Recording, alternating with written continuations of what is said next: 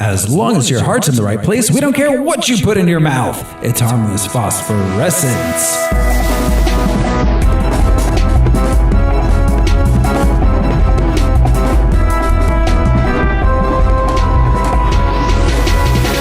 Hello, everyone. This is the whitest pimp ever, Throw Smiley. Who's joining me this week? I'm Josh Cece, and I'm a granite slammer. I'm Brian Lesh, and a bazooka is not an accident. Turn around and I'll unzip you. I'm Alaric Weber.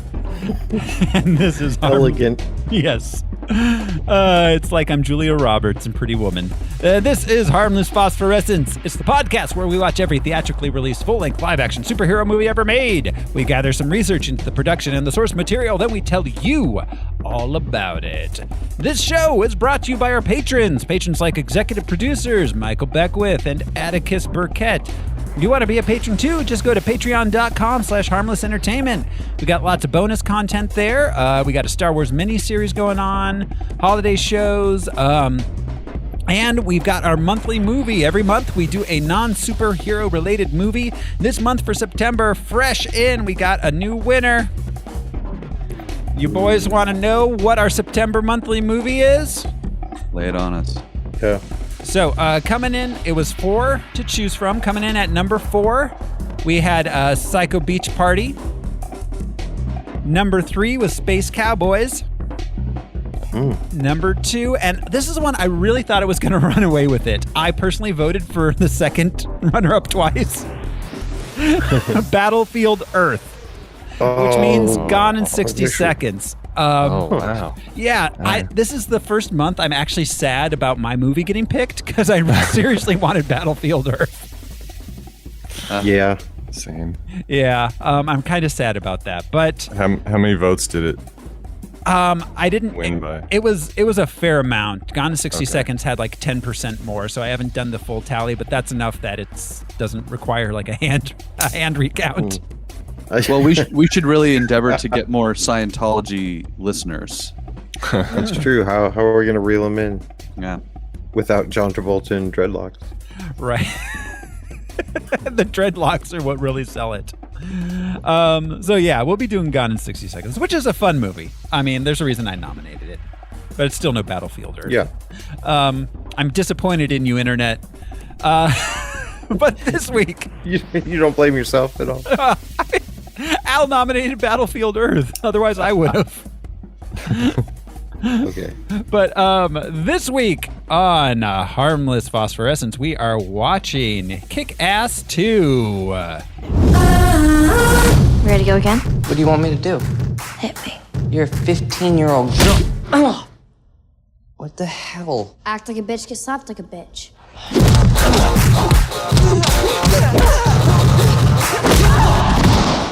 Oh, God. Oh, take your tampon out, Dave. They may wear costumes, but it isn't Halloween. They're real-life superheroes. Me and Hit Girl were training every day. And there were more and more people joining us every night. Colonel Stars and Stripes, reporting for duty. And try to have fun. Otherwise, what's the point? A world full of superheroes, huh? Where do they get a load of me? I am gonna make Kick-Ass pay for what he did to my dad.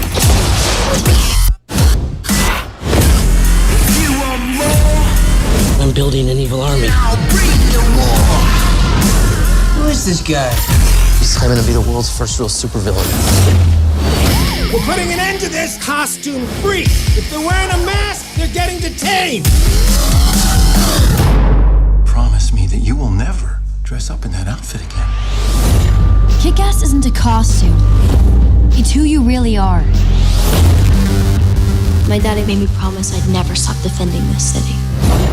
I'm prepared for anything. We gotta make this right. The anticipation's killing me. What's the party? There's no room for punks in suits.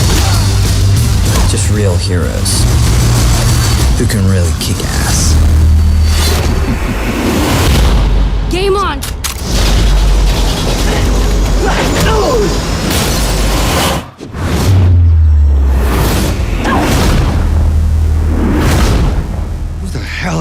We're the good guys. They're the dead guys. Franz, wieder. Ow! Jesus! Yeah, there's a dog on your balls.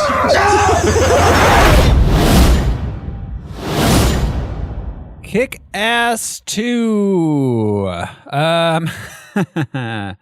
It was still kicking. Yeah. Back in the new batch. It was released August 16th, 2013. Has a running time of 103 minutes. It cost $28 million, and it took in $60.8 million at the box office. So it it made its money, though it wasn't super over the top successful. I think that was mostly off, the first week or so before word of mouth got around, because word of mouth got around about this one. It was, let's just say it was not as good as the first movie. No, it wasn't. Yeah, to put it politely. But it's time, as always, at this point in the show, where we play the Box Office Top 10 game. You fellas ready to win valuable prizes? Promotional consideration provided by Broyhill. Yeah, promotional consideration provided by Al. And Josh and Brian, because you guys are going to have to give yourself your own prizes if you want any. Treat yourself. I'm always giving myself my own prize. Every day. Whoa. Yeah. 9 to 5. This is a kid's show, man. Come on. All right. I thought it was just on the intellectual level. Okay. I'll watch my language. Oh, this is the wrong episode to start doing that, Josh. You're right. So this is the Box Office 104 episodes too late. Sorry. Yeah. I've been cursing a while. Yeah. 104 episodes is insane. Anyway, so this is the game where I will count down the top 10 movies of the week of August 16th, 2013. I will use only the Box Office Mojo description, leaving out whatever necessary proper nouns I need to. And the boys will try to guess what movie I'm describing. You ready to jump into this thing, guys? Yeah. All right, here we go. This is the Box Office Top 10. Coming in at number 10 for the week. A man meets an old friend in Japan. And then... The Wolverine. Yes. Wolverine? Yeah. Still in the top 10 a few weeks later. This one again. Okay. There's not a ton from the previous weeks, though. So a group of friends team up to rescue a girl who's been abducted, since she knows a secret spell that can turn an evil sorcerers into real creatures. Wow. This was also on last week's list. It was. Oh, Enchanted? No. No. Wasn't that? And it was the Smurfs 2. Yes, the Smurfs 2. Oh. Yeah, I think that's about it. That was on last week's. Coming in at number 8. By the way, Al, you get a Smurf and Smurf of points. The old Smurf and Turf. Yes. Yeah. I don't get 3 apple points. Okay, 3 apples. Did you guys see the it was from like around 10 years ago or so, the SNL sketch where it was like Smurfs, now a major motion picture, but it was a gritty drama. It was like, Smurf you mother Smurfer. When you think about it, 3 apples tall is uncomfortably tall. No. When it starts to enter that, like, I'm threatened. No, it's big enough that I'm like, wow, that's a creature. It's not. Yeah. It's not like I think of action figure size, but no, they're like, that's like this. That's like they can. For our radio listeners, it's about 3 apples tall. Yeah, You can do it at home. They can take on a cat. Like that's too much. Yeah. If they didn't have little hats on, you'd think they were little demon trolls. They are little. If they weren't fully clothed, they would be terrifying. Well, are they fully clothed though? Because they are shirtless except for Smurfette, who is pantsless. Yeah, a lot of those guys are blasting their pecs. Yeah. Yeah, one lady in the whole village. Coming in at number 8, 2 hardened criminals get into trouble with the U.S. Border Patrol after meeting with a Mexican drug lord. And then revelations start to unfold. I don't think the biblical revelations. I think personal revelations about their deeds. Yeah, behold, probably. A pale horse. And Once upon a time in Mexico. No, it is not.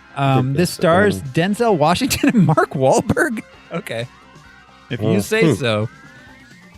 I bet that was an intense off. Yeah. It's called Two Guns. Not one gun, not 3 guns, 2 guns. Dos guns. All right, no points awarded for that. At number 7, a man ascends from college dropout to one of the most revered creative entrepreneurs of the 20th century. Starring Ashton Kutcher. Oh, Steve Jobs? Jobs. Yes, Jobs. Jobs. 9 to 5.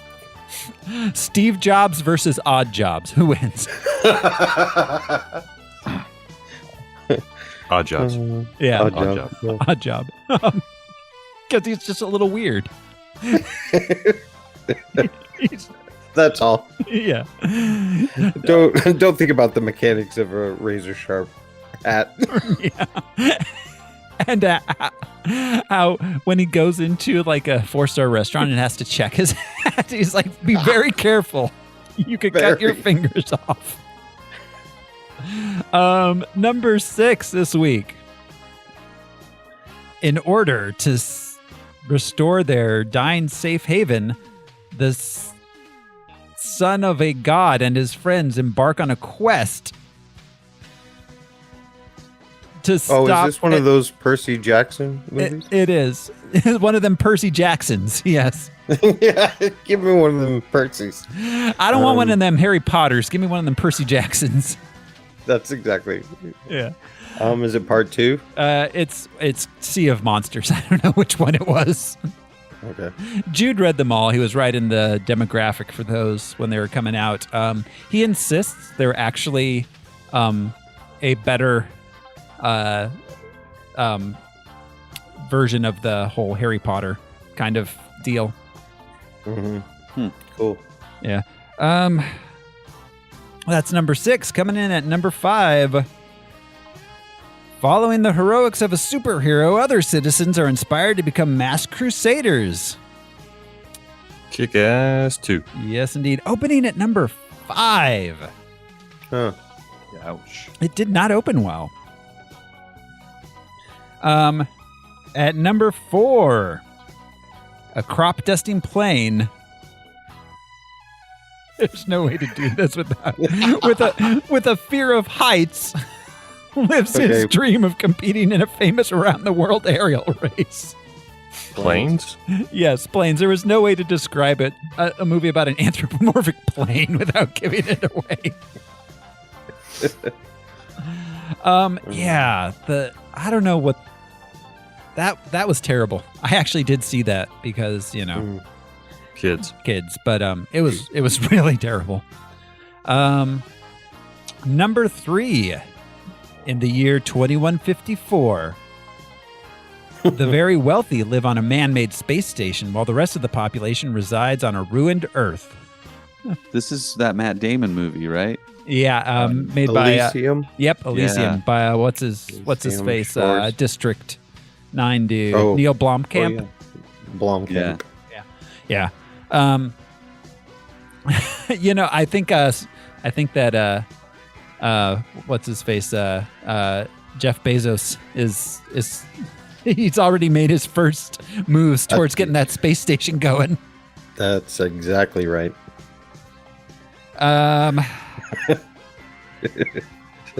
It is. Number 2 this week. A veteran pot dealer creates a fake family as part of his plan to move a huge shipment of weed into the U.S. from Mexico. Veteran. What was that? That's Jason Sudeikis and Jennifer Aniston, right? Yeah, yep. Exactly. I can't think of the name. It's not RV. That was a Rob Williams. Oh, God, yeah. It's We're the Millers. Oh, right.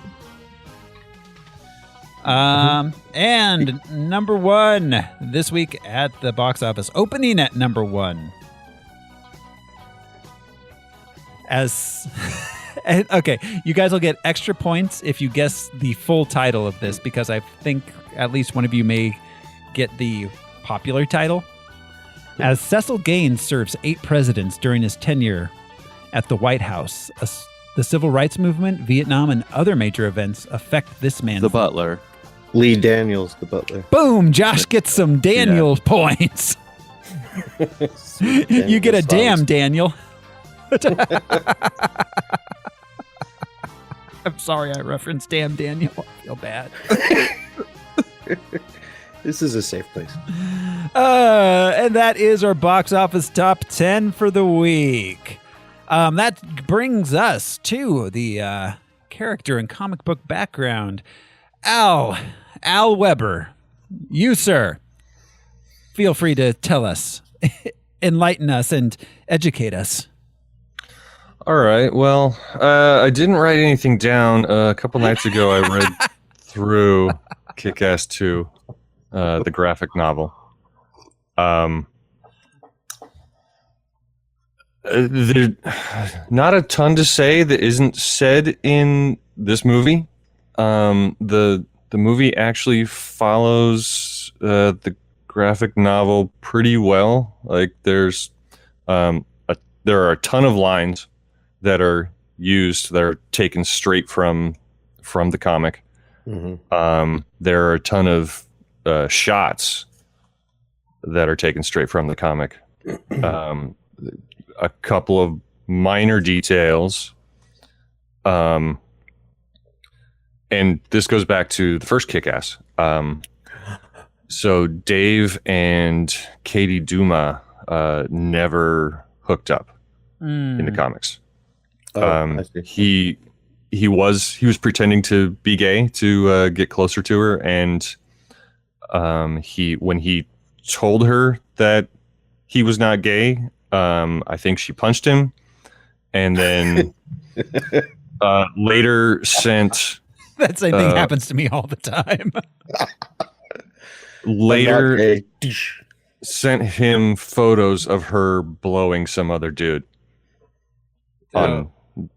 via cell phone. Thank you. By cellular telephone technology, Al? By Wells Fargo Telegraph? In Kick-Ass 2, Dave still has the hots for Katie. But it never comes to be. Katie was actually the one who was involved in the rape scene in the neighborhood. That's not what I was. Where the toxic megacons came and shot up the entire neighborhood before going to Katie's house, because in the first book, Dave was being tortured and admitted, like, he just said a bunch of stuff that he doesn't even remember. He said he would have said anything. It probably led on that he liked Katie, and so Red Mist, now the motherfucker knew that. In Kick-Ass 2, there was no love story arc between any of them. I would hazard that in this movie there was no love story arc either. Yeah, well, there wasn't. There was a couple moments tacked on here and there. Sure, but there were no. Dave didn't get any action in the book. Gotcha. Well, Matthew Vaughn, shall I say? He's the writer, right? Nope. Of the comic. Oh, Mark Miller. Oh, Mark Millar. That's right. Proceed. What was? God damn it. Dave didn't get any action. Yes, Dave didn't get any action. And the time jump. Kick-Ass 2 took place pretty quickly after Kick-Ass 1, whereas in this movie it's like 3 years, a 3-year difference. Is it? Really? Because it think doesn't seem like it. Not in this, no. I remember, I'm pretty sure she said in the first movie that she was 12 and now she's 15. Okay. Oh. So that at least. So Dave's still in high school? I guess 3. It could be. Yeah, he's a senior. All right. I mean, I could be wrong, but it would seem if there was a 3-year difference in the movie storyline, if that's what they're claiming, it's really weird. Yeah, they don't handle it. It doesn't make sense. No, it's terrible. And 100% they did it because Chloe Grace Moretz hit puberty. Is what happened in between the films. That's why. Yeah. She seems like she just sort of started living with Marcus. No, that doesn't seem like a 3-year situation. Narratively, you know it feels like maybe a month or two later. Yeah, they're trying to make it work. In the comics, I don't think there was a character named Black Death nor Genghis Carnage. Mother Russia was in the comics. Yeah. There were the tumor was new to the movie, but sort of based on. I mean, they all were. All the toxic megacunts were there, but I think. And you were there. And you were there. I was waiting. But Mother Russia was the only named character, the only character name that came directly from the comic book. So I would just like to tally. Al now has two cunts. Oh, I have one now. Mega. So yeah, but plot wise, it followed the book pretty well. I think there are going to be some times while we're talking about it that I'll just point out what happened in the book as opposed to here. Okay, exciting.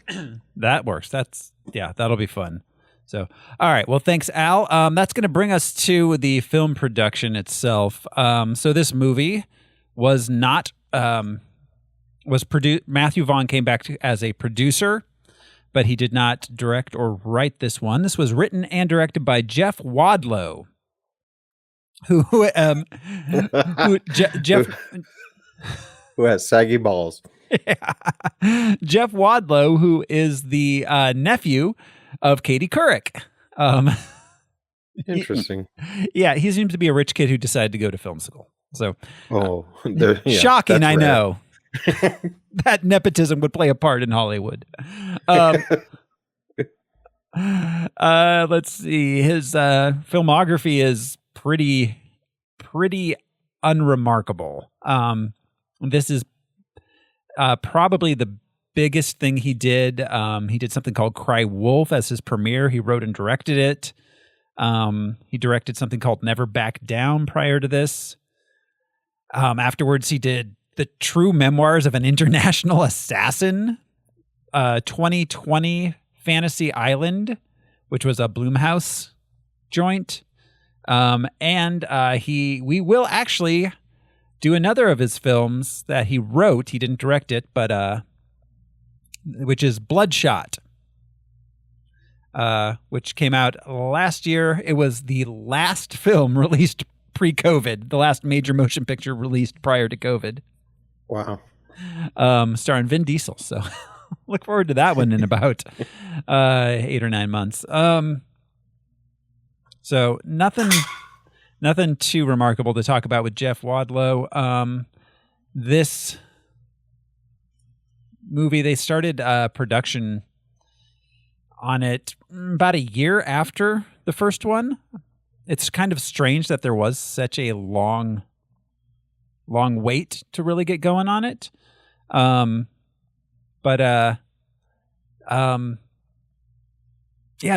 not a whole lot interesting to talk about with the production. They basically decided to make it, and then they did. Brad Pitt produced these, right? Or is that a different Brad Pitt? I don't have Brad Pitt on the production list. I thought I saw his name in the trailer. Oh, I don't know. I could be wrong. He's not listed as a producer in my notes here. The other Brad Pitt was lead a miserable life. Right. So yeah, we've got Aaron Taylor Johnson back as Dave / Kickass. I was really it would have been interesting if what's his face, the other Quicksilver, had come back again. But shit, Evan Peters. Yeah, if Evan Peters had come back again, because then they would have one would have been Kick-Ass, the other would have been Ass Kicker, and they both were quick. I don't know. Yeah, they were in the first one together. Yeah, but yeah, totally. They recast that character, unless it's supposed to be a different friend. I didn't check to see if Todd was the name of the character in the first film. Oh, that's a good So Brad Pitt he was in fact a producer on this film. Okay, weird he wasn't listed on IMDb. Well, And the first Kick-Ass. I imagine that I imagine it was probably not a lot of hands-on work from Brad on this one. No, probably not. Yeah, no, He probably just not. threw some money at it. Yeah, exactly. All right, so we got Christopher Mintz-Plasse back as Chris D'Amico / the motherfucker. I'm going to be rolling my eyes a lot when I talk about the names of the characters, honestly, because it feels so like edgy. Well, yeah, I tried we're so gonna hard get to that. and got so far, but in the end, it doesn't even matter. Chloe Grace Moritz is back as Mindy McCready / Hit Girl. Clark Duke is back as Marty. This time he gets an alter ego, Battle Guy. Morris Chestnut is back as Marcus Williams. Jim Carrey joins the cast. We have spoken of Jim Carrey a number of times. Mr. Donald Faison is Dr. Gravity, best known as Turk from Scrubs. John Leguizamo as Javier. Like Johnny Legs. Like, what was he doing in this movie? Yes. Oh, he was making it better. I mean, yes, but also like his 5 minutes of screen time. Well, I felt like he had more, but I don't think he did. He was a likable character. He was in 4 scenes. He was there to give Chris someone to talk to. Well, I know it's weird that John Leguizamo agreed to play this role. Is what I'm saying. Yeah. Oh, I understand why the character exists. The majority of his role is calling out the misogyny and like racism. The racism. Yeah. I think it's very on brand for John Leguizamo. He play was also there to be fridged. 100%. Yeah. Yeah. Yeah. Let's see. We got Augustus Prue taking over the job of Todd. I'm assuming that Evan Peters played Todd previously. I don't know if it's supposed to be the same character or not. It seems like it. I think so. I think so too. Same hairdo. Augustus Prue. Oh, he was the kid from About a Boy. Huh. Oh, no. Wasn't he? That's Nicholas Ho. Oh, yeah, you're right. He was in Beast. About a Boy, though. Oh, he played Ollie in About a Boy. Okay. All right. Yeah. Let's see. After this, he would go on to be in the Borgias for a while. Then he was in, I did a bunch of TV, it looks like. Klondike. He was in Prison Break for 8 episodes. He's been in The Morning Show. It's that Apple TV show. Is this Todd still? Todd. So Augustus Prue. Yeah, so he gets to work. Good for him. And we've got so many people in our cast here. No, we don't. Garrett Brown. Let's grab a few. Is back. Ian Glenn as Ralph D'Amico. Lindy Booth as Night Bitch. Oh, Uncle Ralph. He's Bruce Wayne on Titans. Oh, yeah. HBO show. Robert. What's his face from Game of Thrones? What was his name? Mormont. Yeah, Mormont. Yeah. Sir George. I thought that was him. Mormont? I thought that was him. Yeah. Okay, I'll go with the more notables here because we got Daniel Kaluuya as Black Death. Like, what the hell was he doing? Oscar winner. Right? Oh, him. Yeah. Yeah. I mean, this was what, almost 10 years ago? It was like his very early career, for sure. Yeah. I don't know. If I got this script, I'd be in it. Especially to be a villain. This would be such a fun movie to be like, oh, I'm a named bad guy in this stupid ass movie. Sure. Yeah. Well, and he actually got kind of a cool costume with like the whole death's head face and everything. Yeah. Yeah. And he had some funny lines. I really appreciated him in this movie. Same. Yeah. Yeah. No, he was kind of a highlight of the film for me. Yeah.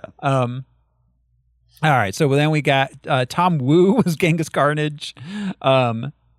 We got Benedict Wong as Mr. Kim. Yeah. Yep.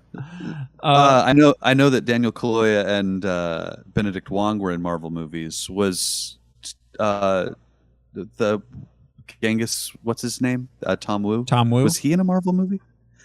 He seems familiar. I've probably seen him in a ton of action movies. Well, he was in Batman Begins. Okay. Yeah. Is he John Woo's brother? Let's see. Shanghai Nights. Batman Begins. Skyfall. Oh. And yeah. Oh, Hobbs and Shaw. Yeah. So I don't know. A bunch of action movies, but no comic. No books. MCU. Yeah. Yeah. That pretty much rounds out our important cast there. And honestly, I guess one question. Has Night Bitch been in much? Who's she? Oh, Night Bitch. Not a ton. Let's see. Lindy Booth. She was she was Riley Grant on the famous Jet Jackson, the Disney Channel series. Oh, but of course. Yeah. And she's been in that TNT series, The Librarians, for a while. Okay. She was Dawn of the Dead. Dawn of the Dead movie. Yes. Wrong Turn, that Eliza Dushku. Oh yeah, I like that. Yeah, that was a good movie. Yeah, those are her biggest things. So, yeah, that's about it for the cast and production. The tagline for this movie is "You can't fight your destiny." Yeah. And I've been I'm starting to since I noticed IMDb's awards section on the IMDb app, I'm integrating the awards. This won one award. Any guesses? What not what the award was, but even what the awards costuming? It was. Was it a Razzie? It was not a Razzie. Was it an MTV Movie Award? And was it for that fucking kiss? Because I will burn this motherfucker to the ground. No, it was not for the kiss because I hated that so much, and we'll get to that. But yeah, it was for Summer's biggest teen badass. Chloe Grace Moritz took it home. Okay, good. At least she won. But was it an MTV Movie Award? It was. Yeah, it was an MTV Movie Award. Yeah. This movie has 32% on Rotten Tomatoes. Steven writes the greatest sequel ever and like 10 exclamation points. 5 stars. Derp H writes really, really terrible. It's not even worth explaining why. Frowny face. Reply from Steven. Fuck you. Right. Steven should check out like Empire Strikes Back or like Godfather 2 or The Dark Knight. Spiderman 2. Like the list goes on and on. So all right, that is it, guys. You about ready to jump into the movie itself? Watch me enjoy life. Game on, cocksuckers. Whoa. Al is really bringing it. Family show. Here we go. This is. Oh, now it's a family show. I got called out. What did I say? Shit.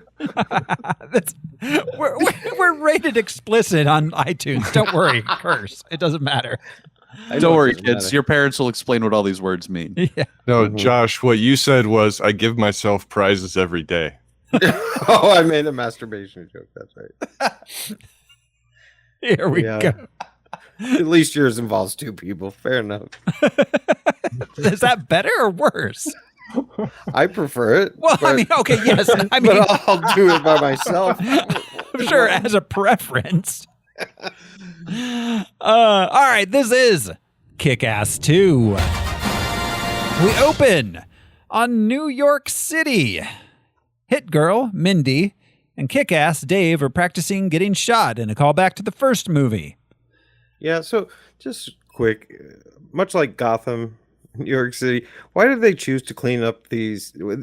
It's an insurmountable task. You're never going to clean up New York. You're never going to clean up Gotham. There's 12 they million go to smaller people. Places. Right? There's 12 million people. How can you clean that up? Yeah. It's just like, I don't know, go to Poughkeepsie or something. Well, and like, where did are they in Pittsburgh. Brooklyn or Queens? Like, I'm not even sure what borough they're supposed to be in, but Well, and then they're outside of Manhattan. I think they're in Jersey, where Chris lives. Yeah. no, he moved to Long Island. Okay. They that's mentioned right. specifically he's in Long Island. Yes. But they are in the city. Hit Girl or Dave and Mindy live in one of the more suburban type boroughs. Yeah, Queens, maybe. Yeah, but yeah. So all right, then we flash back a little, maybe a few weeks or a month. I don't know. Mindy is still living with her dad's old partner Marcus. She's skipping school every day behind his back to continue her training. So yeah, this feels weird because it feels like this is still a very new relationship and not 3 years later. Agreed. Yeah. If she's been doing this for 3 years, she's been getting away with it for 3 years. Yeah. And she gets caught up in the... All of a sudden, yeah. Yeah. I did get a chance to look it up. She was supposed to be 11 in the first movie. So this is supposed to be 4 years later? There is no way that that Dave was like a 13-year-old in the first movie. Yeah. He's still in high school, and yeah. 3 years living with Marcus, and that's their He seemed dynamic. 15 or so. He was driving. Well, he was driving in that first movie. He had to have been 16. Yeah. Because he's very above board. Well, no, but I'm saying like... No, I agree with you. Plus, I mean... Maybe maybe they fell prey to the blip. Yeah, Thanos' snap. Yeah, yeah. Aaron Taylor Johnson, let's see. He was 20 years old when they shot the first movie. He would have been 23 when they did this one. So, I mean, he was definitely playing in the first movie. Dave is like about 16, 17 years old. 16 I'd buy. Yeah. But the time jump in this is really, really muddled and unbelievable. Maybe Mindy was in superhero foster care for 3 years. She finally went to Marcus. So yeah, anyways, she's skipping school every day behind Marcus's back to continue her training.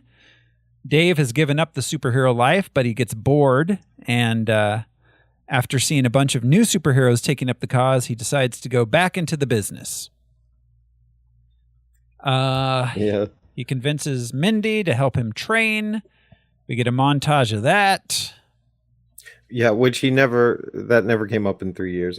We'll let the 3 year thing go, but yeah, we have to because he never went to her. They never talked about this. Yeah, yeah, we have to let the 3 to 4 year thing go. Yeah, we do, because it's otherwise it's ridiculous. Their age is squashed, like 100%. Like there was some time lost there, because like Brian was talking about with the kiss and everything, things get real fucking icky if there's not suddenly only 2 years apart. Yeah. Well, and I mean, conversationally, it's implied that he is an adult by his friends.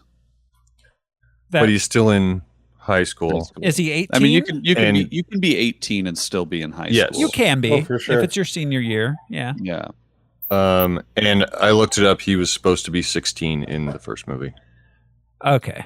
So maybe he got held back because he got so brutally injured in that first movie. Yeah, maybe. Anyway. All right. So then we catch up with Chris, formerly the Red Mist. His mother's moved them out to Long Island to protect him. and she dies in a freak tanning bed accident. I wish that anal beads had come back, like as a weapon or something. Yes. Oh, not I as often in find myself Vogue. saying that. Not just with Yeah, I'd come back into Fashionable vogue. Yeah. Fashionable in American society. They've never gone out of fashion. I don't know what Benoit. circles you guys run in. Those were some pretty hardcore anal beads, by the way. They were like the size of like ping pong balls. Yeah. Yeah. All right. So Mindy has to lie to Marcus about what Just really quick while we're on the bondage gear. we actually haven't gotten to it yet, but We haven't okay. gotten there yet. Oh, okay. We'll get there. I'll save my thoughts my on bad. for later. Yeah, all right. Yeah, at this point, just the mom died in a tanning bed. We're not to the bondage yet. Mindy has to lie to Marcus about why she skipped school. She says it's because she likes Dave, and Marcus tells her to stay away from that boy. I hated. Hey, I was gonna kind of save it, but I hated the weird little crush romance thing between Mindy and Dave. It was yucky and bad and should not have been It is there. absolutely unnecessary, regardless of their age difference. Yeah, it was totally unnecessary. That was not their relationship. Feels like a studio note because Mhm. Al said And- they don't. Yes, as noted, not included in the book. Yeah. Yeah. It is not necessary. That was It an makes executive. no sense. It is gross It's at every super, moment. super fucking gross, and I hated it. Yes. Yeah. So all right. Then we cut back to Chris. Just sorry. before that, we were introduced to the last resort, a vial yeah. of unknown syringe. liquid Yeah. known as the last resort. Yeah, Literally I kind Chekhov's of gun. Yeah, I kind of skipped. Chekhov's syringe. Yeah. I skipped over the whole last resort thing because the payoff was so lame. Yeah. Um, There are two syringes. Yeah, there were. no. This movie was a masterclass in setting things up and not paying them off. Yeah. Yeah. Yeah. Yeah, So man, frustrating. anal beads. That's what I was getting at. Yeah. Come on, man. There should have been a rule of threes, right? Right. Right.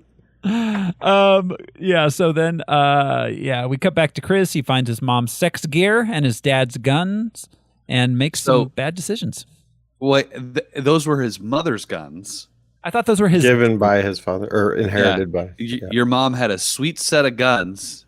And he goes, "My mom just died." No, but then he brings Yeah.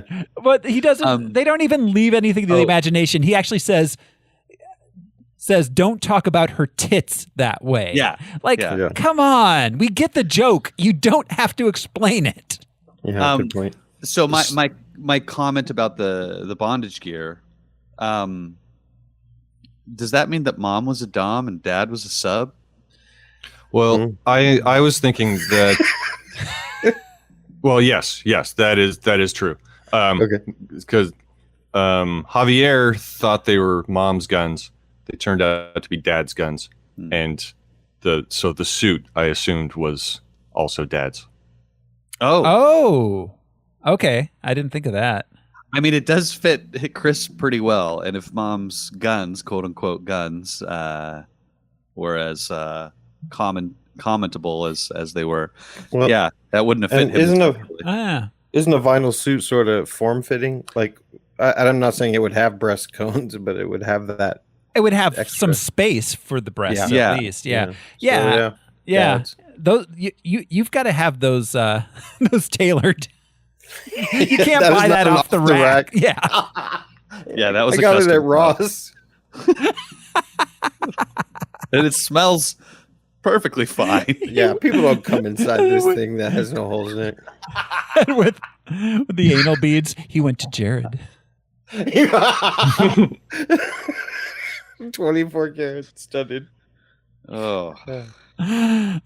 So all right, Dave and Mindy go out and take out a gang of muggers. But Yeah, so pimps ruined that look for everyone. they really did. It was it was just an everyday kind of 1970s look. A giant chinchilla coat and a What? fucking sporty hat. Did she go shopping for him to dress him like a pimp because she thought it was funny? Or because that was how you bait criminals on the street? In 2013. Maybe Big Daddy had a closet of disguises or something. Because she shows up like with shopping bags. Also, this is just, I'm gonna put this out there. This is the first like time we see her like out in the wild, right? Like in her element, crime fighting. Yeah, and she has shopping bags. Yeah, I hate the fucking mean girlization of this movie. Like I don't know what else to call it. Yeah, no, it's very much. She went shopping for this gig. No, there's nothing in them. Yeah. There's nothing in this? I don't think so. I think it's to make it even more attractive to No, he looks in them and is like, and takes the pimp clothing out of it. Yeah. She bought him the pimp clothing. Like she went out like, I'm going to go shopping. Like, I don't know. I hate the idea of like a teenage girl needs to go shopping for a good time. All right. Well, yeah. Like the tropey, like girly girlness, like of the Mean Girls. Like it's super. That was an expensive coat he's wearing. Yes. Yeah. Oh yeah. Absolutely. So all right. They get spotted by the cops. Marcus gets word on the cop radio that cop girl, radio. KCOP. Yeah. All hits all the time. And Marcus catches Mindy trying to sneak back in after the fight, or she tries to pull a Ferris Bueller, but he pulls the covers off her. She promises him that she's not going to fight crime anymore and will be a normal teenager. Next day, she tells Dave she's done. He tries to convince her to keep up the superhero lifestyle, but they're overheard by Dave's girlfriend. Lifestyle. Who thinks? The jet set crowd. Yeah. Dave's girlfriend thinks he was cheating on her with Mindy, so she breaks up with him so that we can get her out of the movie real quick because the plot doesn't involve her. Yeah. Yeah, she must have had some other job or something lined up on where she could be in this movie. Like they're like, can you just come down for one day at least? We'll give you $100,000. I think they were trying to mess around with 3 different love interests, and it blew up in their face. I mean, it really would have made more sense for her to remain the love interest and them to attack her than Night Bitch, because later on, and this drove me insane when he's like beating up Chris and he's like, this is for Night Bitch. It was like, Night Bitch is downstairs beating up people. Like, you don't have to avenge her. Yeah. She's with you now. She said hi.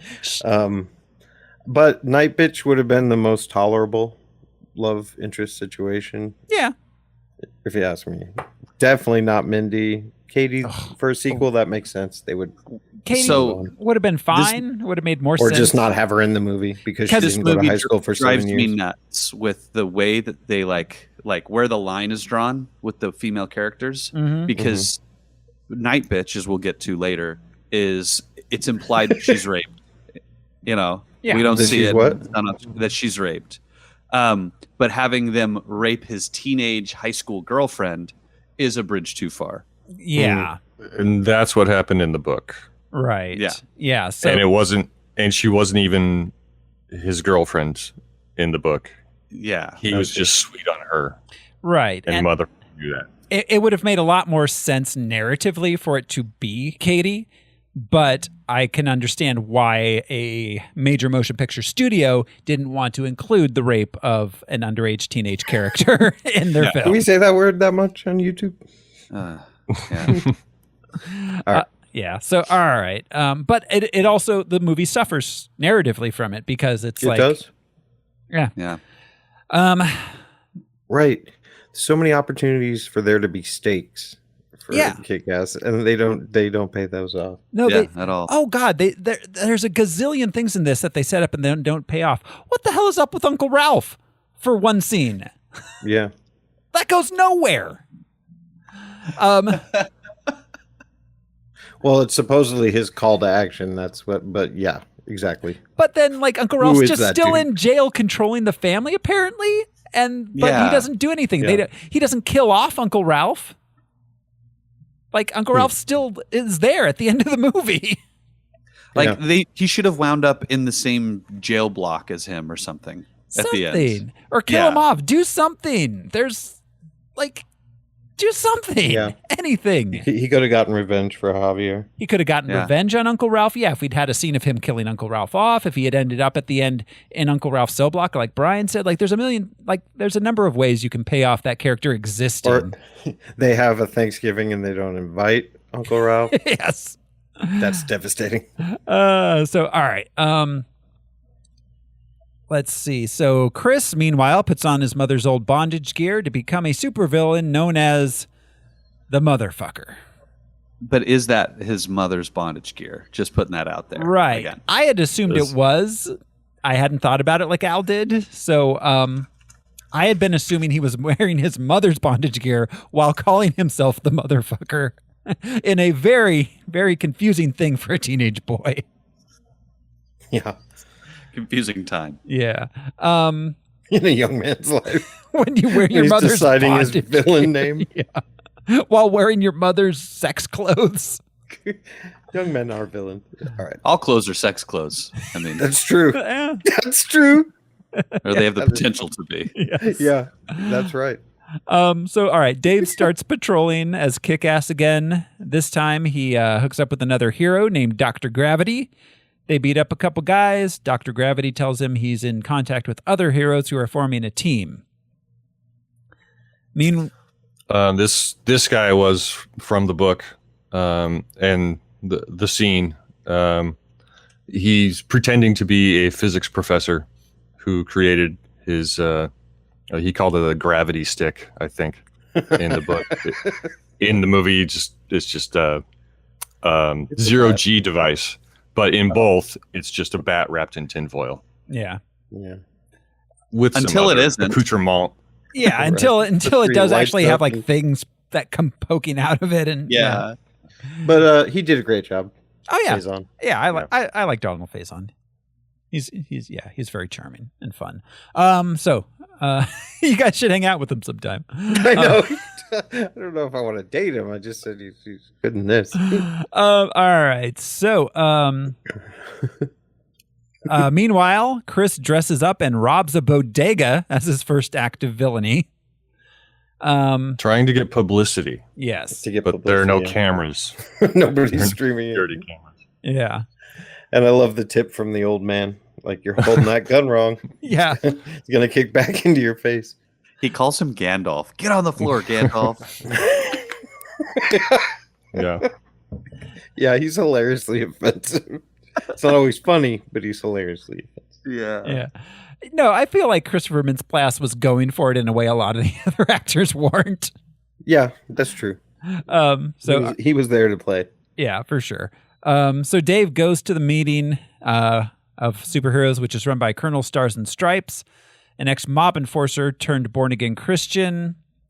We also meet Night Bitch. Working on my night bitch. Who instantly has a connection with Dave. Battle Guy, who's actually Dave's best friend, Marty. The biggest laugh of the movie for me was when Marty was like, yeah, my parents were killed outside of an opera house. On their way home from an opera.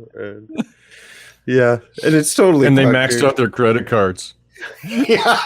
On porn.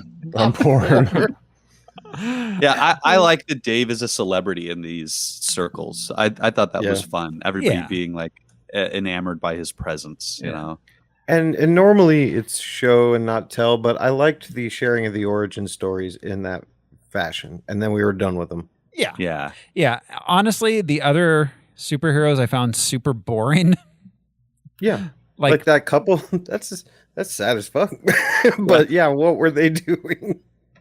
They were looking for their son, I think. I like how sad it was, though. It made it funny because it seemed so out of place in this quirky group of people. You're like, oh, I guess. Yeah. And it's very much like the family that, I mean, like we've seen that so many times in media. The family that has the missing child, and they wear the shirts and they go on TV all the time. It's the only thing, like it envelops their lives as it would be. Yeah. They're powerless to do anything. Mm-hmm. So they run around with weird. What are those things on their heads? What is that? The masks Owl? are very interesting. She designed it a bit. Is that an M? But like when they were gearing up, it finally occurred to this couple to put like bricks in the bag and stuff like that. You know what I mean? Yeah. So they've just been strolling the streets. I don't know if it was said, I didn't hear it. This couple was collectively known as Remembering Tommy. Yeah. That's right. Yeah. And they were credited as Tommy's mom and Tommy's dad. Yeah. It's so sad. Yeah. We also met Insect Man. Yes, we did. Yes. And they were all also from the comics. Remembering Tommy looked less like a suburban couple with a thing on their head and jogging suits, more like I don't know, Thor and Lady Thor kind of thing. The headdress. Insect Man looked a lot like Venom, but with the symbol on his face. Okay. So he's like a black suit, and he did wear a mask in the book. Mm. And Colonel Stars and Stripes were two people, brothers. There was, I think it was Colonel Stars and Sergeant Stripes or something, but they were both former mobsters, ex-mafia. Okay. I can see why trimming it down. Yeah, there were a lot of characters. Would work for a movie. Yeah. Yeah, Jim Carrey doesn't need a sidekick. Yeah. No, he doesn't. He was so un-Jim Carrey-like in this film. Like, really, any veteran character actor could have played that part. And unnecessarily, like, not Jim Carrey. Yeah. It would have been great if he had been more or less serious, I guess. Yeah. He had some funny lines. I liked him all right.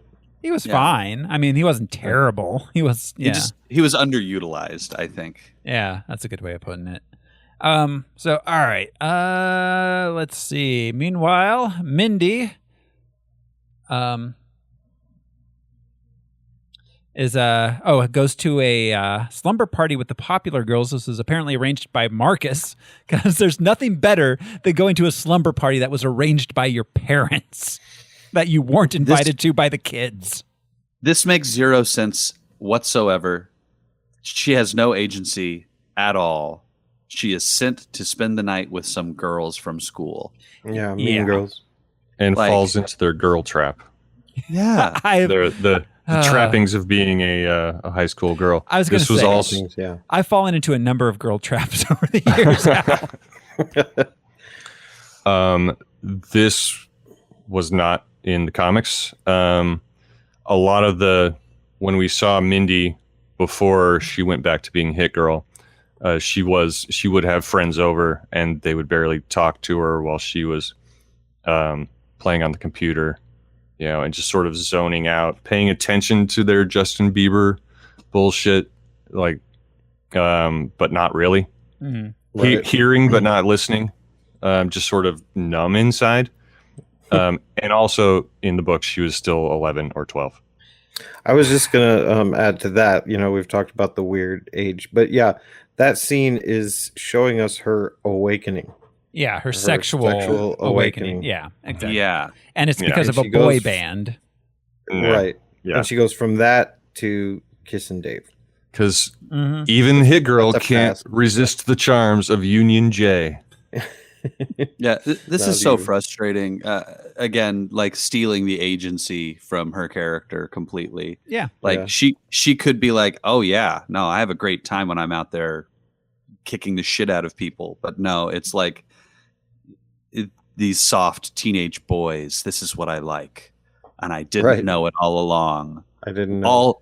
All girls are like this. And it's like, well, yeah, every human being is inherently sexual, not to sexualize children or anything like that, but they are they are sexualizing a room full of teenage girls. It's the most frustrating thing. Yeah. Well, right. And they're implying that's the first time she got that tingly feeling. Yeah. And it's just so insulting. Like, no matter how hardcore she is as Hit Girl, she's still a young lady. And yeah, it's just bizarre. Yeah. Bizarre. This is here, watch this video. Oh, whoa. Yeah, and exactly. And adopted dad sends her to this situation so that we can watch the situation unfold. Yeah. Yeah, the whole it's gross. This whole thing is gross and it's weird. And it starts the never been kissed storyline. Yes. Which is unnecessary. Why she's willing to go with Gross. whatever his name is. Yeah. Yes, cuz I mean, all right, there's a place for girls discovering there's teenage girls discovering the sexuality. That's a legitimate story that can be told. Yeah. In the right as place. a movie. Under the right hands. Yeah. Right. You don't do it in 3 minutes and then just at the end of the movie, she's a fully realized sexual person. Yeah, exactly. Like what? What was that? What was that movie that came out like early last year? Or before it was like basically super bad with girls. What was the name of that? Was Melissa McCarthy? I don't think she was in it. Okay. I'm thinking Moxie, but that's totally no, not it wasn't That's- Moxie. It Sucker Punch? Not Sucker Punch. No, that was okay. It'll bug me, but I'll come up with it off air so we don't pause everything. Andrea says Booksmart. Booksmart. Thank you. Right there in the chat. Thank you, Andrea. I should start putting Andrea's chat up here so we could just look. So, refer to. Yeah. Yeah. Anyways, yeah, that was a great movie about teenage girls' sexual awakening, told in a realistic but like like tender and interesting manner by a female filmmaker. But yeah, Beverly Cleary. Olivia Munn. I think Olivia Munn did that one actually. But yeah. This Kick-Ass 2, this is awful. Just awful. I mean, Brian's right. It takes away her. She's such a badass from the second the movie starts and in the first one. And then, yeah, they just reduce her to, I want my first kiss. Yeah. There are ways for this to add to her character into the movie, but it absolutely takes away so much. I mean, the moment that this happened in the movie, I was like, the fuck are we even doing here? Why is this happening? Feels like studio notes. Yeah. Oh, it's 100% studio notes, and it's gross. Yeah. It is so gross. It's like this will get teenage boys into the movie or something. I don't even know what their intention was with it. Yeah, it's frustrating to me. Yeah. Yeah, and it's thematically just completely off from everything else in the movie too. And there are other moments that are just as bad, but this one. Yeah, is the beginning of the bad signs for this movie. Yeah, absolutely. So, all right. Then, back in school, Todd, Dave and Marty's best friend, feels alienated from them, and the popular girls convince Mindy to join the varsity dance squad. Chris is training and recruiting thugs to be in his supervillain gang. This is when he's getting beat up by Daniel Kaluuya. And Chuck Liddell's there. Yes.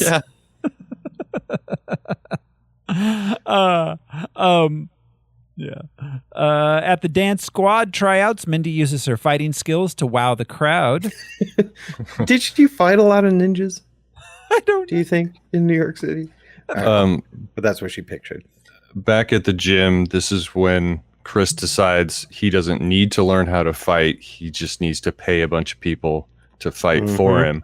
And he recruits the guy that was just beating him up, calls him Black Death, and Javier's line, I love, whoa, don't you think that's just a little bit incredibly racist?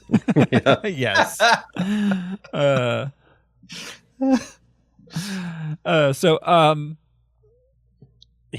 Yeah, no, John Leguizamo was definitely one of the better parts of the first half of this movie.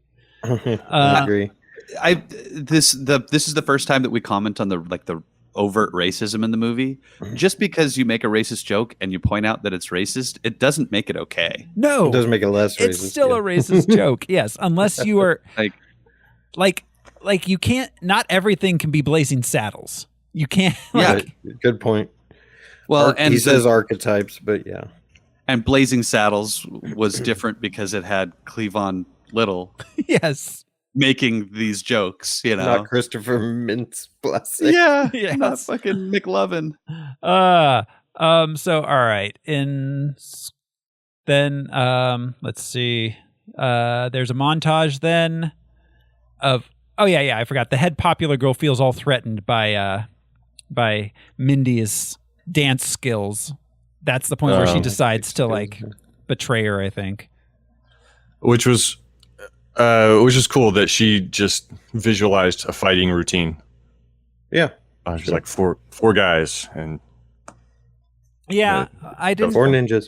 I didn't especially. Kick back. I didn't especially like how the action was shot in any of the scenes in this. Like the first film had like very interesting action that felt very grounded. Yeah. I mean, and that's I guess that's the difference between Matthew Vaughn and this dude as far as like directing goes. Directing. It makes me wonder if they had the same fight choreographers or if they lost those people. I don't even know if it was the choreography. I think it was just the shooting of the action. Yeah. I think it was the filming and the editing. Like it just wasn't on par with the first film. Yeah, this idea is so cool in its own way, but the execution was so poorly done. Mm-hmm.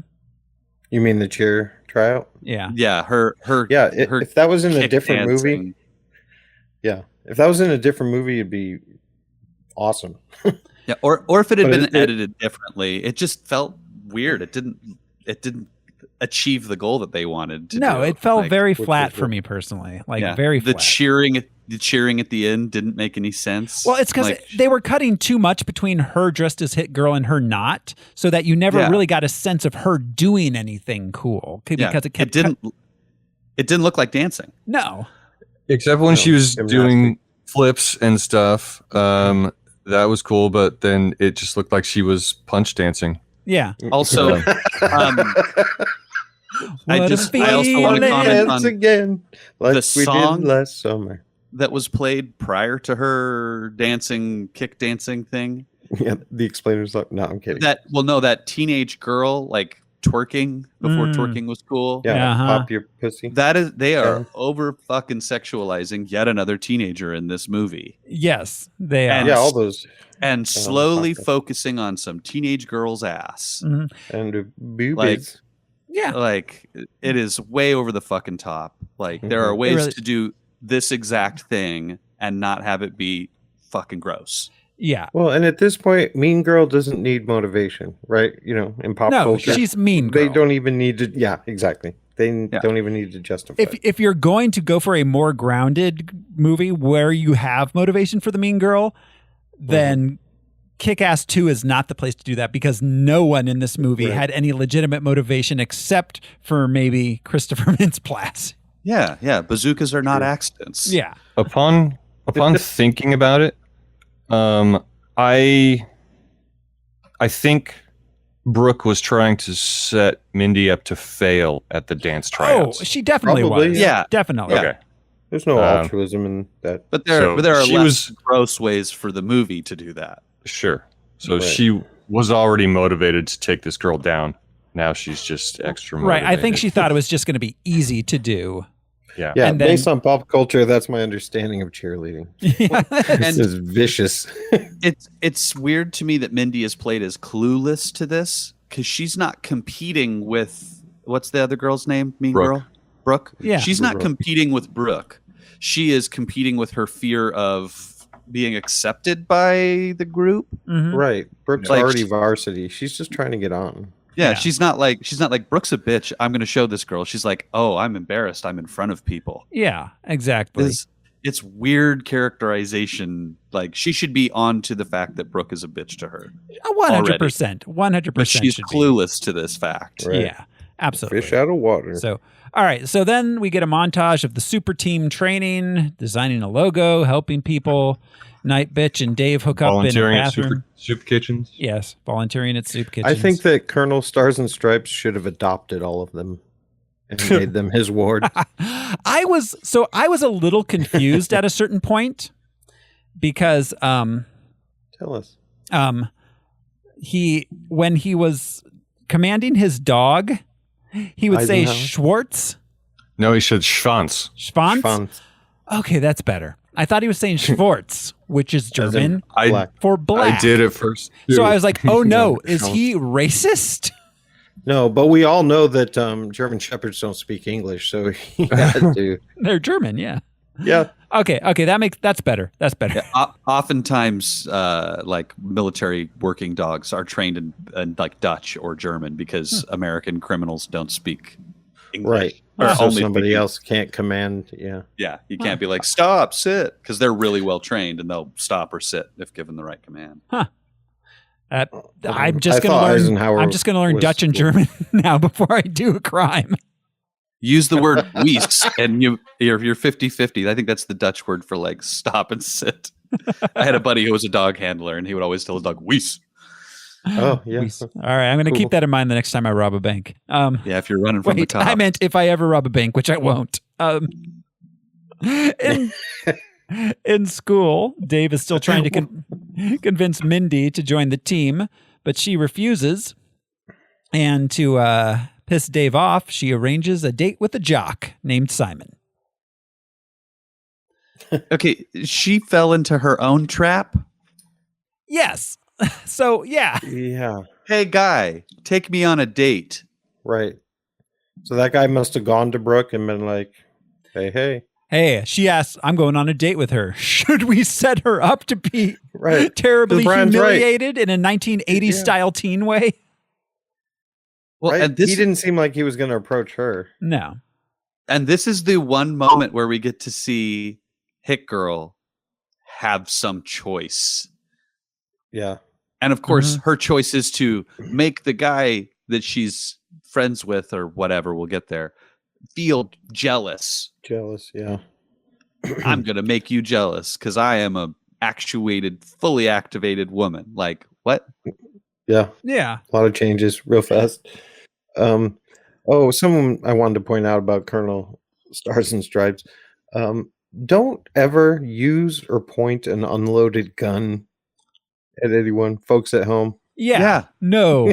Unloaded. It may be threatening at first, but if the other person, that's ridiculous. Yeah, that's a terrible idea. I thought it was going to be rubber bullets or something, which right on, he doesn't want to kill people. But, right, but an unloaded gun is just useless. Well, I love that if you're going to own one, it should never... Worse than useless. This is something that definitely comes full circle in an entertaining way because it is the stupidest thing ever. If you're going to point a gun at somebody, you should be pointing it at them to use it. Yeah, it's too late. You should be prepared to use it, and not having bullets in it is that's number one. I'm not a doctor. Brandishing an empty gun is as illegal as brandishing a loaded weapon. Well, that's true. Yeah, still assault. And also, you're just asking to get shot by another person with a gun. Yeah, exactly. Yeah, you have a paperweight. You're nothing more than a baby lord that can throw the gun. Just cocks it and throws it. All right. So meanwhile, Dave's father is getting suspicious of Dave's nighttime activities. Also, Dave's father is jacked. Yes. Suddenly, for no reason. Well, I think the reason is so that he could be confused for whatever. But I don't know. Kick-Ass is clearly not a 45-year-old guy. Yeah. I know that. Jacked. And you know that. I mean... Yeah, he was pretty buff. Yeah. Because he's working in a coal mine. Yeah, I don't remember him being that jacked the first movie. No, he wasn't. He wasn't. I don't even know. On a couch the entire time. I don't even know if that's the same actor, honestly. I didn't check. I think it is. Yeah. Okay. So then the team does a raid on a human trafficking ring. Also, I'm not used to seeing Benedict Wong with hair. Oh, I loved him in this. Yeah, he was good. Yeah, he was. So Chris gets angry when he hears about the trafficking ring thing, but John Leguizamo tells him most of the city's criminals are too scared of Chris's Uncle Ralph, who's now head of the crime family, running the business from jail, to join up with his team. But Javier and Chris then immediately find a bunch of villains to join up with him. Yeah. Yeah, he recruits them. Yeah, pays them.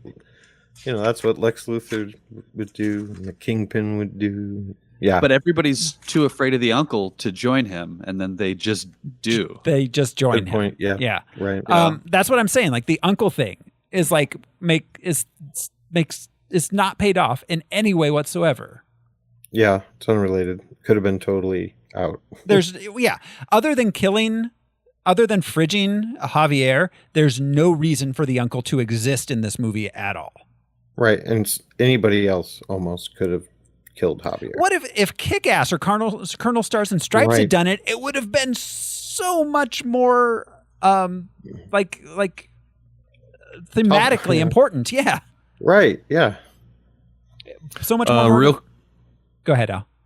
Real quick, before they hit the prostitution ring poker game, when bingo night, Kick-Ass shouts "Justice Forever" from the rooftop. That was like a full page panel,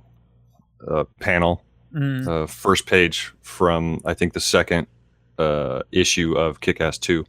And I just looked up Schwanz.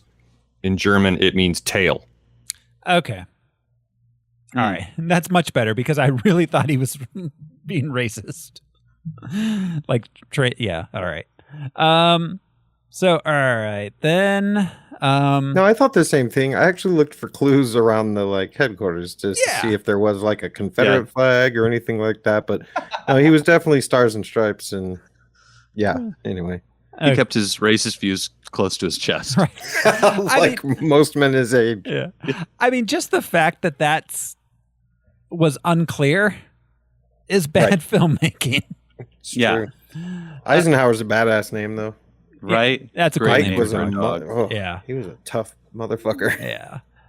So, all right. Then Todd tries to join the team, but Marty and Dave make fun of him because he tries to name himself Ass Kicker.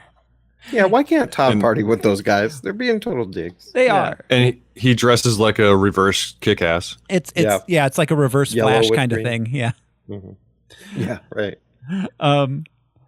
So Todd storms off.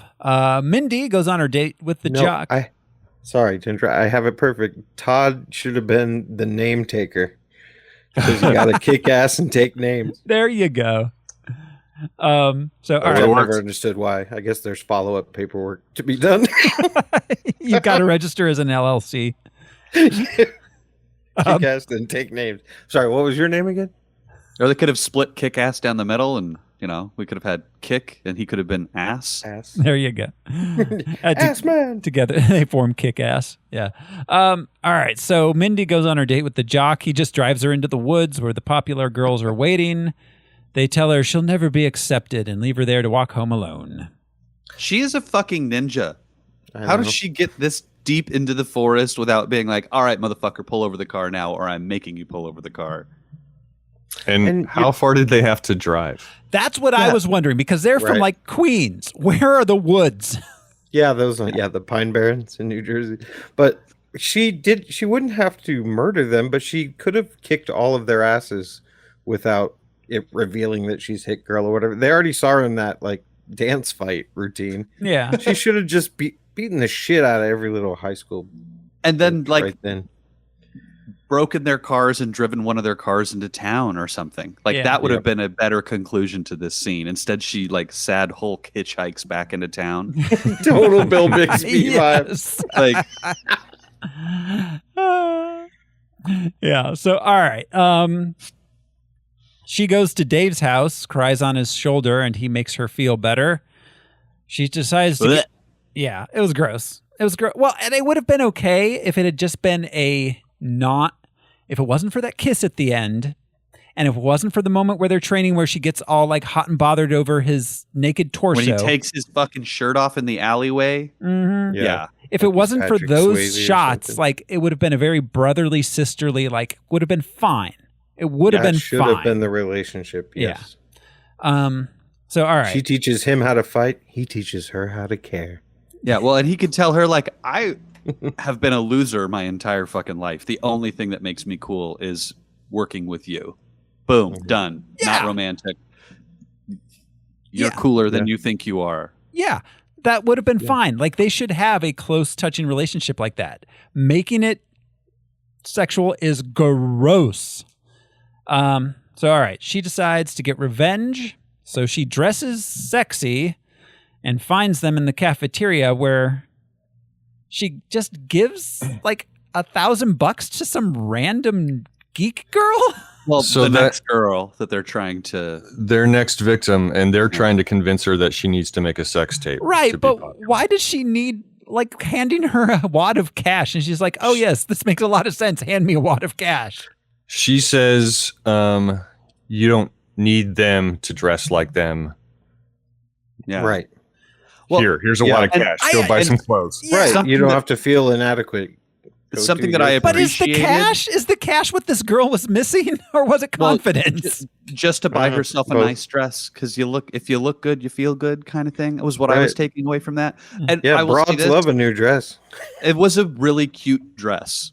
Just saying that it was a cute dress, and it was not because they could have gone any number of directions with her showing up to this table like, "Hey, sluts, I'm sluttier than you," kind of thing. Yeah, they could have done that. That's true. Like it could have been a very short skirt and like, you know, the cashmere sweater with a low cut kind of thing. Like I was really happy that I'm like, oh, okay, cool. It's not that revealing. It's cute colors. It looks nice. Yeah, that was the one thing in this whole fucked up Mean Girls thing where I was like, oh, it's a cute dress. I like the colors. Yeah, she should have been like, joke's on you. I fucked a bear.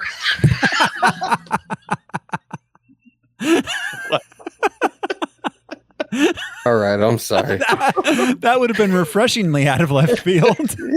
Yeah. Joke's on you. I'm still trying to process how that gets back at them. Yeah, because she never got her first kiss or makeout session. But no. You know, real quick, before I'd seen The Revenant, Jerry Wagner and our friend Swede, and I mean, Al was there, but had convinced me that the bear fucks Leonardo DiCaprio. They're like, you see it in the trailer. He's like on his stomach, and the bear comes up. They had me believing it. Oh my God. It's a very intimate relationship with that bear. The Hugh Glass story. All right, so she employs a device that makes all the Mean Girls projectile vomit. Daddy called it the sick stick, which never gets used again. Nope. Yeah. Nope. No. That is a thing. That's not a movie. What's his face? Marty uses it. Todd? Oh, Todd. Oh, Todd uses it to save Marty. That's right. That's right. I mean, but you'd think that she'd carry this thing around and use this, you know, to be like, I don't want to kill these guys. They're just diarrhea wand. Yeah, I would always have it. Right? Like I would get to the front of the line at Walgreens. Just I would misuse it. But yeah, it was disgusting. She looked. It was a little much. Like a soft serve machine. It was a little much. Yeah. Yeah, it's one thing to have it coming out the front. It's a whole other thing to have it coming out the back at the same time. And that even grosses me. It's so funny. Like the most violent thing I can sit there and watch, but puking, I have to kind of turn my head. Yeah, it gets to me too. It's just too visceral. Yeah, so gross. Yeah, gets to me too for sure. Then this is like The Exorcist on ecstasy, kind of like way over the top. The Ecstasy-cercist? The Exorcist.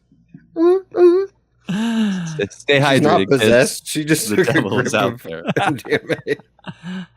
So all right, Chris. Wait, no. So yeah, Chris. Oh, okay. I'm sorry. So meanwhile, Dave's father finds Kick-Ass's stuff. They get into a big fight. Then Chris goes to visit his uncle Ralph in prison, who warns him off from trying to control the family business by killing Javier. But it just makes Chris more determined to be a supervillain. And then we never hear from Uncle Ralph again. Which doesn't make any sense. No. I'm going to kill your butler. He's not his butler, but for the joke's sake. So that you don't become a criminal? What? Well, he kind of says he's like, Javier should have known better. Like, Javier should have stopped you. Uncle Ralph says. I guess Ralph knows Javier. Yeah. I think he's been he's Guy less Friday to these mobsters. Yeah, he's a lieutenant, I guess, and we just don't see that aspect of his life at any moments. No. Yeah, but I mean, also, like, what the fuck is up with Uncle Ralph? He just disappears. So all right. Chris and his gang find the Justice Forever team's hideout. Only Colonel Stars and Stripes is there. They kill him and bust up the place. So Mother Russia is played by Dolph Lundgren, right? It wasn't. Was it Bridget? His sister? Oh, Nick. What's her name? Brigitte Nielsen. Brigitte Nielsen. Yeah, that was it. The Flavor Flav's lady. Yeah, love interest. That's who that is. No, it wasn't played by her, but it just looked like her. No. Oh my god! Probably an actual bodybuilder. Yeah. There was a thing from the comic that I'm glad they didn't do here. They decapitate Colonel Stars and the dog, and to be funny, they put the dog's head onto Colonel Stars' body, tied up in a chair, and that's how the cops find them. Ooh, Jesus, that is rough. And am I like wrong? The subversion of like, I'm not that evil. Yeah, I'm not going to kill Cut a his fucking head dog. off. Yeah, Right. Yeah. That was I appreciated the not killing the dog. Yes. Always. Yeah. Yeah. So all right. Mindy sees a news report of what happened. Wants to go fight. I'm sorry. They reveal themselves as the toxic mega cunts. Yes, they did. Yes. Yes, they sure did. did. They sure as enough did. Yeah. So Mindy. Javier had another good line when they were coming up with the names for the characters way back. When he calls her Mother Russia, he says, "Wait a minute, motherfucker, Mother Russia in the same crew? That doesn't work." Mm-hmm. Yeah. Two mothers in one crew? That doesn't work. Yeah, which is, I guess, a callback to the scene with Todd. Cut out the racist stereotypes. They're archetypes. They're archetypes. Yeah. I don't think you know what that means.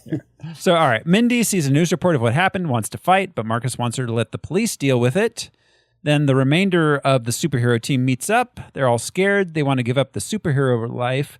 They realize Night Bitch isn't there. So we cut to the villain team in a suburban neighborhood where they find Night Bitch at home. They rough her up, maybe rape her. Take out. I know. I mean, it's implied that they rape I think her. so. Yeah. He is sitting I there. think He is flaccid and cannot get it up, and they take the time for him to work himself up. Do they? I think he just can't. He just can't. And then he tells, after she has her quip, he just says, "Mess her up." That's true. I think it was implied that they were going to rape her, but he wasn't able to.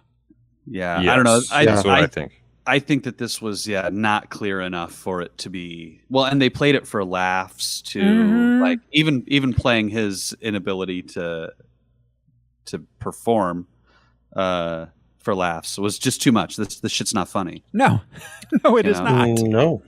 No. I don't think they were trying to imply that she was raped in the movie. In the book, it was Katie, not Night Bitch. Right. And she was raped by at least 3 people. Yeah. Yeah, but definitely that dude. If nothing else, the tumor seems like the kind of guy that would. Oh, sure. Yeah. Sure. It's all brutal. Yeah. So, all right. They also take out a whole bunch of cops, mostly Mother Russia. And Chris gets so revved up from the experience, he puts out word that he wants every thug in the city to join him. Al, am I correct? In the comic, did Mother Russia just have pasties on her tits? You are not correct. Thank you. No, That must she be in did have a different comic. more shirt. Or my brain. You're thinking of The Dark Knight Returns. Oh, you're right. The big burly woman had the pasty swastika. That's right. The swastika That's right. pasties. Yeah. Yes. Thank you, Frank Miller. Wow. Yeah, Really right? is very crappy. That fucking All right. dude. All right. So, because of all this, the police start taking down every masked vigilante they can find, even the heroes. They arrive at Dave's house, but Dave's not there, man. Instead, his dad tells thank you. Instead, his dad tells them that he's kick-ass and they arrest him. I feel like this scene or this like plot point just fucks the whole thing up. Like, this is a trope that's done in a bunch of it's another movies. muddled fucking... Catch the good guys as well as the bad guys. It doesn't matter. They're wearing masks. They're vigilantes arrested. He tells his lawyer, he's like, I wasn't saying I was the kick-ass. I was just saying I'm kick-ass. Right? Right. Well, and like they say, like, they can't, they never charge me with the crime. They have to let me out by tomorrow. And it's like, is that how that works? You can't just... Well, yes, 24 hours. So the police, in suspicion of something, like he says, we'll detain them all. So they're just detaining people. They're not even because they wear masks. Them. There's probably quite a process. You know, they have to identify them. No, seriously. Yeah, they wear masks. In my mind, this is a great moment for Ian Glenn's, the Uncle Ralph character, to interject into the storyline that just didn't happen. This would have been where he would have fit. I thought when the dad went into jail, I thought that's where it was going. Like, he was going to do something. Yeah, absolutely. Yeah. All right. So, meanwhile,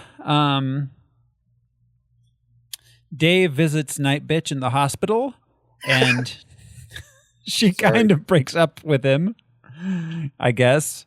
Dave finds out that his dad got arrested and calls Mindy, but she won't help. He visits his dad in jail. His dad tells him he's protecting Dave, not to worry, they'll have to let him go in the morning. His dad's like, there's a crazy motherfucker named Ralph in here. Meanwhile, Chris has a new supervillain lair with a shark tank. Todd is there, and he accidentally reveals to him that Kick-Ass's real identity. Can't keep a great white in captivity. The shark tank was a funny gag in the comic. Mm-hmm.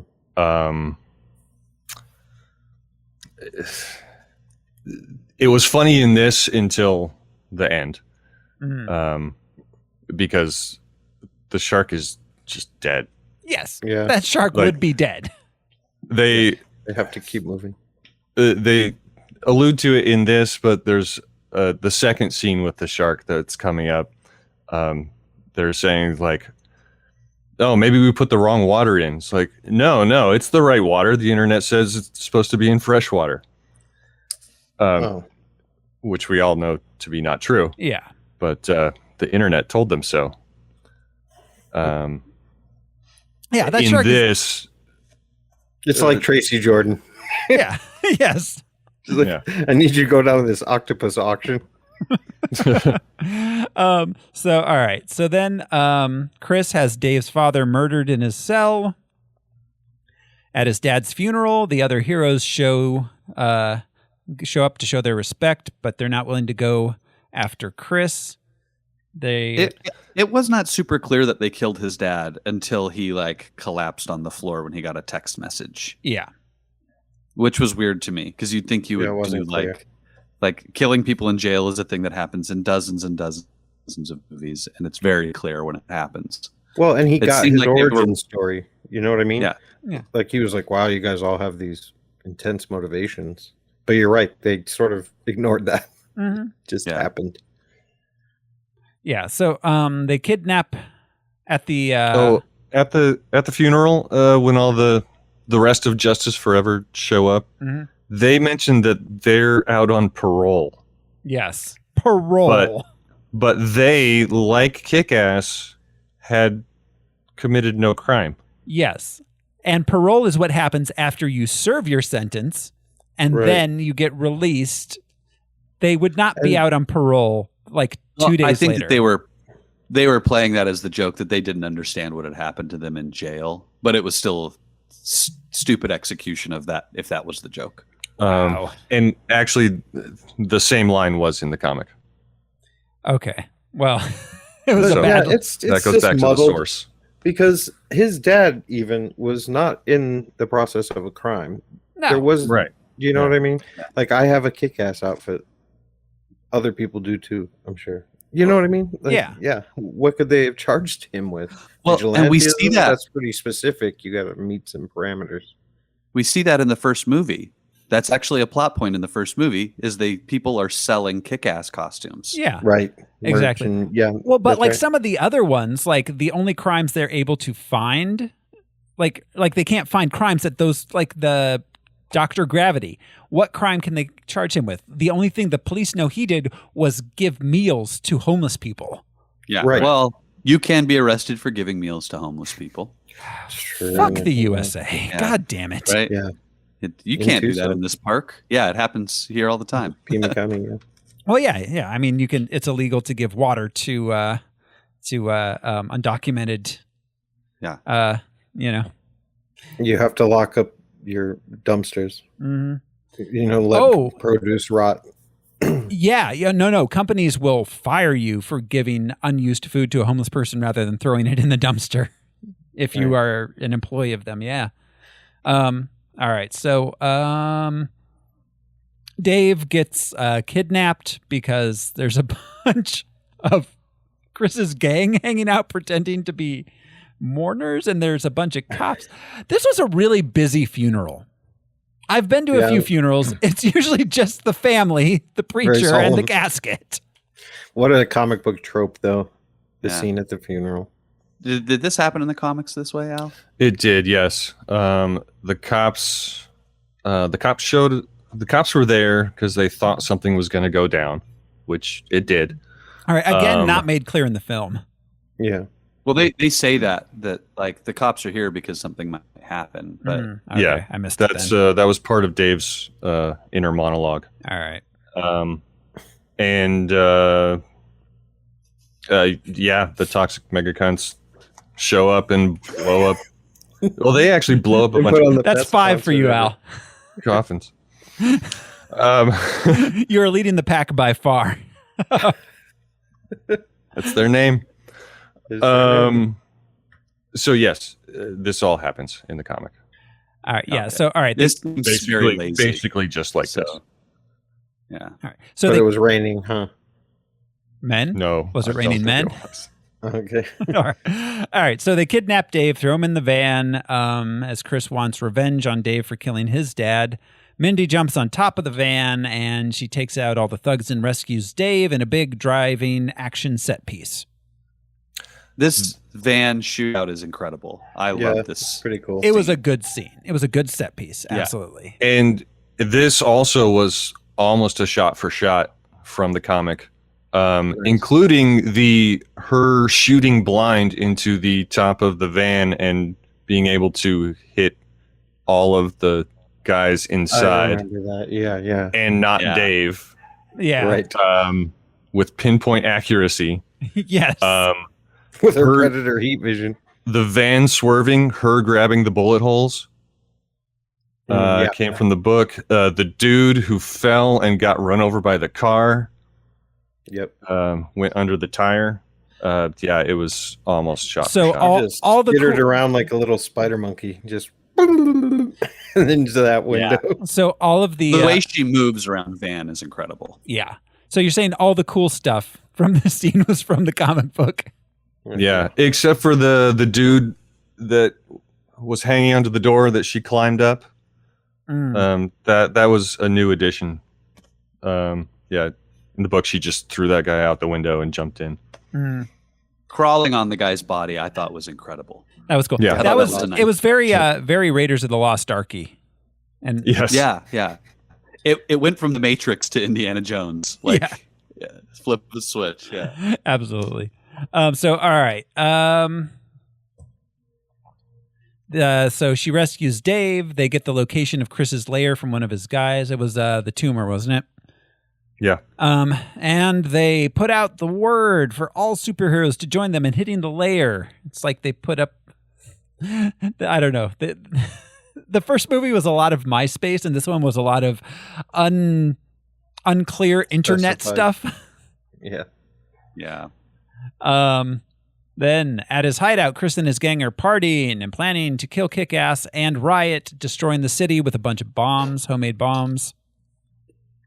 Just jars of fertilizer. Yes, which they are not even bombs. Did any of the bombs go off? We don't see any of these bombs be used as bombs. Well, because a jar of fertilizer isn't going to just explode on its own. Well, and somebody says that to him, like, you need the chemical kind of fertilizer. Like he just it'll build up methane in the jar, but it's not a lot you can do. Yeah. So Kick-Ass and Hit Girl arrive just then with every superhero in town. We get the big end of the movie fight.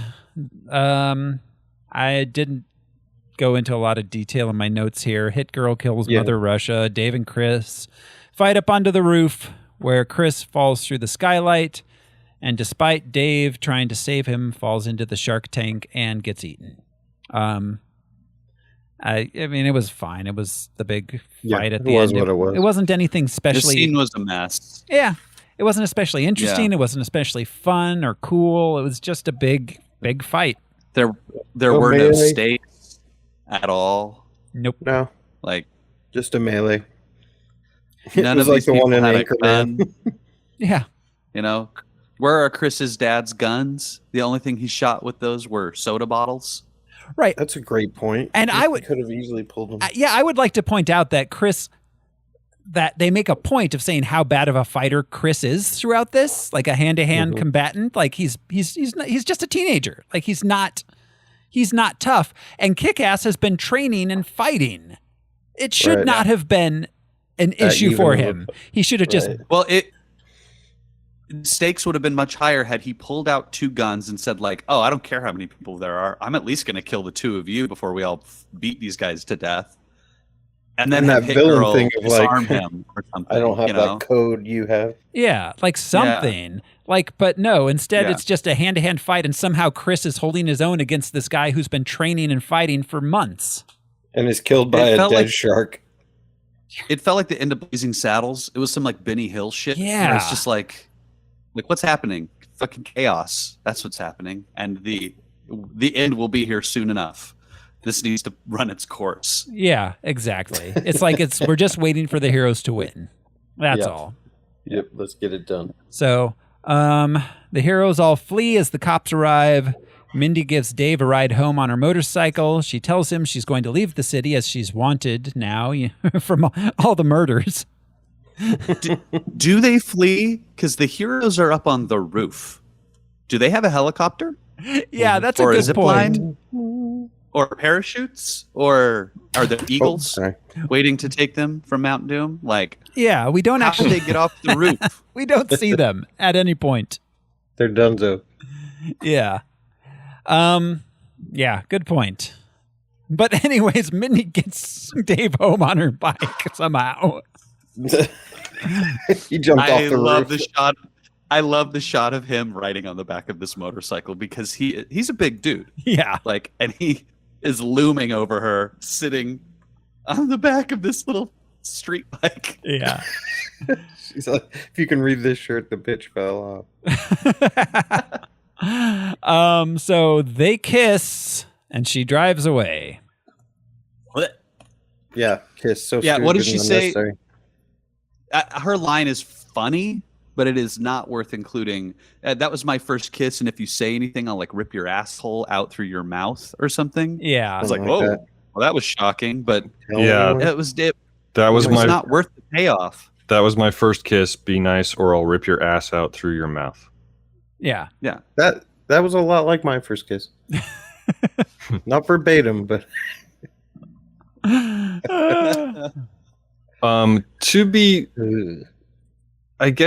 To be clear, I don't know. She kissed him. Yes. Okay. I don't think he had no intention of trying to kiss her. Right. I'm pretty sure. I don't think that makes it better. I think we're saying as a choice, as a narrative choice, it was loudly. Yes. I mean, I think you're right.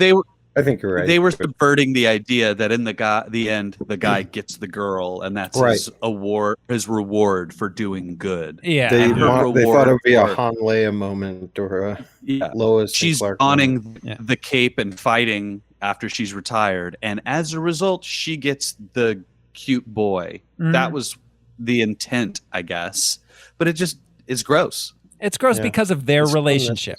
If it had been an unrelated boy that did not have this brotherly, sisterly, weird relationship with her, and she's like, oh, I get this cute boy as my boyfriend now, and he's okay with me being a kick-ass, awesome superhero, like, that would have been fine. She could have a love interest, but it being Dave. Mm-hmm. Yeah, it should have been Todd. Todd would have been hilarious. And it would be funny if it was like mid-battle and she just like grabs him and like sort of aggressively kisses him, throws him away. Yeah, like yeah. Got my first kiss. All right. Yeah. Yeah. So all right. Yeah, I think Todd would have been a better choice. Now that I'm thinking about it, Yeah. that he would have been a funnier. Like what? And Todd is confused this whole movie. Right. Because are most people in love with the first person they kiss? Maybe. I mean, maybe. Yeah. Maybe. So all right. Then Dave does some voiceover about being a real hero. Credits roll. He's doing one arm chin ups, which I gotta give him some props for that. Oh yeah. Wow. I can't do it with 2 arms. I bet I couldn't do it with 3. I'll come over. We can figure it out. like a 3-legged race. Each of us have an arm on the bar. But each of you only has one, and it's like, whose arm is the third arm? What? So then after credits, there was an after credits scene. Oh, I didn't know that. It's Chris wakes up in the hospital missing both legs. And his dick. And he's just wants a drink of water. He's Lieutenant Danning it now. Yep. I would like to try to give a brief synopsis of what they did in the book after Mindy rescues him in the van. Okay. So they torture that guy for information on where they were being taken, where Dave was being taken, which was to the headquarters. They go to the headquarters. There are like 5 or 6 guys there, people, and kill most of them except for one, which was the character who the tumor was loosely based on. They get information. At this point, the shark tank is blown out. The shark's been dead the whole time. They get information on what the bigger plans are, which is an attack on Times Square. So they send all the they call the Marcus, who sends all the cops to Times Square. The toxic megacunts blow up a bunch of bombs all over the city, which pull the police away from Times Square, and then the villains start attacking civilians. They're just sowing mass chaos, and they're killing civilians left and right. At which point, Kick-Ass, Hit Girl show up. The same sort of vibe. Just like, are you stupid? Do you really want to get killed? And then they reveal that a bunch of the civilians behind them are actually superheroes. They take off their civilian clothes, put on their masks. You have a big brawl in the street. And then the cops are called back to Times Square. The heroes are prevailing. They take care of all the villains. The cops show up and start arresting all the heroes because all they see are a bunch of people in masks who are rioting, who are fighting in Times Square. Sure. Kick-Ass chases motherfucker up to the top of a building. He gets hit with a can of nails, like in the movie. But then they fight a little bit, and motherfucker has to throw nails in his face. They keep fighting. Motherfucker ends up going over the edge of the building and is seemingly dead. Dave worries about having killed a guy, having murdered a guy. And then we see that motherfucker is down on the ground. His neck is broken and his body's all twisted, but he's still alive and begging to be taken to the hospital. I promise you, Dave, I won't tell them who you are. The cops start to show up and are going to swoop in and to get Kick-Ass. Hit Girl shows up, throws a bunch of smoke bombs, takes the police on a chase. So Kick-Ass can get away, and they end up catching her because she won't run over a dirty cop because he's got his badge. She flips her car. They catch him. She goes to jail. The end.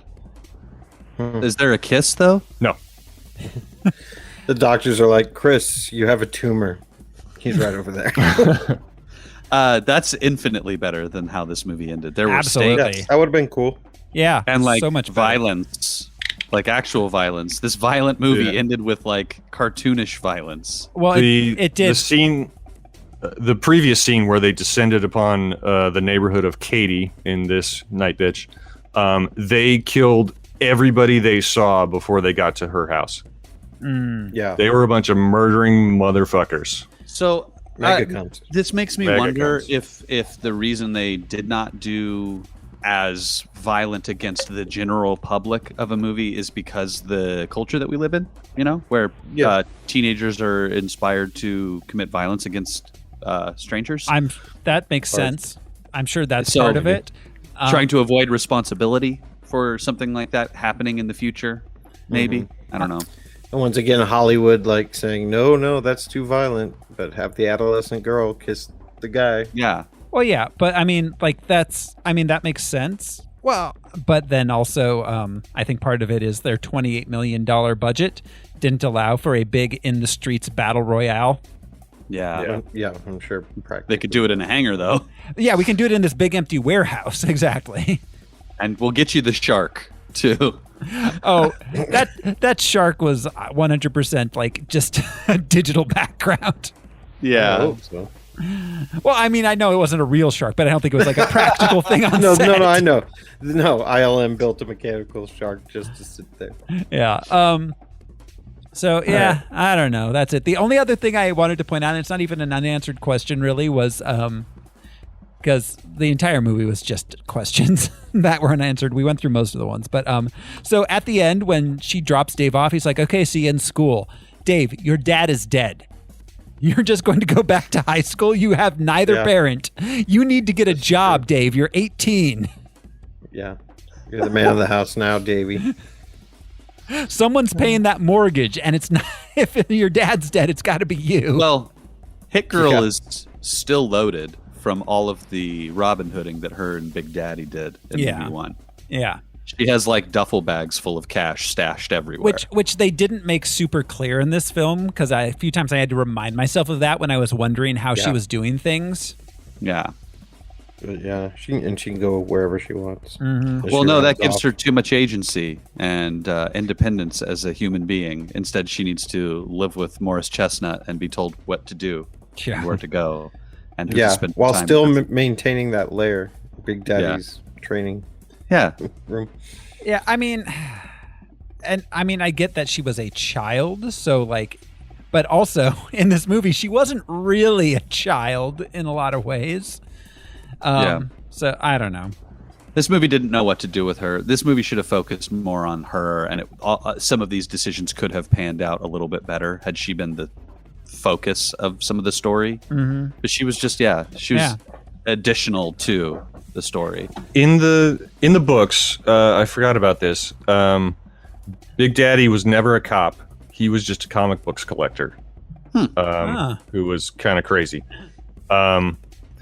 And Hit Girl's mom was still alive and was actually married to Morris Chestnut. Okay. To Marcus. So they, Big Daddy kidnapped her way back in the day and then turned her into Hit Girl. Then when after Big Daddy died, she went back to her family. Her mom had a nervous breakdown after the kidnapping. Her coming back stabilized her, but she was told by Marcus that if she did Hit Girl stuff again, her mom would just lose it. So that was part of the incentive of her just being normal. Yeah, no, that makes sense. The mother there would have made a lot more sense than her just trying. Like, I don't know. This movie was all over the place. I say we keep listing things that weren't in the movie. Right? Elephants in the movie. The dinosaurs from Jurassic Park were not. March of the Penguins was not in the middle. They don't save any civilians. That's another thing. They don't save anybody. There's the sex traffic workers. Well, that's true. They give them money. That's true. They save them from being sex trafficked and give them money and send them on their way to a shelter. That's the only heroic deed, really. Yeah. I don't know. You guys ready to rank the thing? Yeah. Where do we have the first one? Pretty high, right? The first. Oh yeah, first one is way higher. I